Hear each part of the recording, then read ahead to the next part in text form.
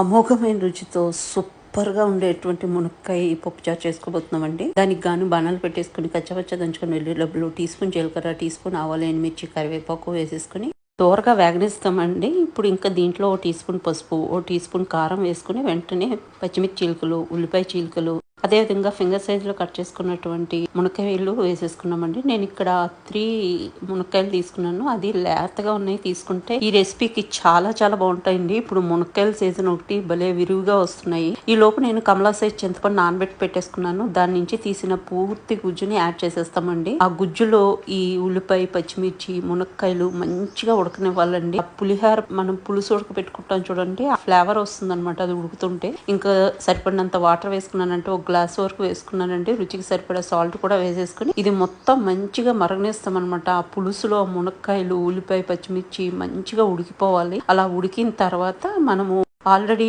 ఉడికించుకున్న కందిపప్పును మెతుకుని పెట్టుకున్నామంటే అది యాడ్ చేసేసుకున్నాము. యాడ్ చేసుకుని మొత్తం అంతా మిక్స్ చేసుకుని ఎంత పలచగా కావాలనే దాన్ని బట్టి వాటర్ని వేసుకోవచ్చు. ఇంకా దీంట్లో కొంచెం కరివేపాకు వేసుకుని ఇంకొక 5 నిమిషాలు మరగనిచ్చి దించేసుకుంటే భలే ఉంటుంది. ఒకసారి డెఫినెట్గా ట్రై చేసి చూడండి.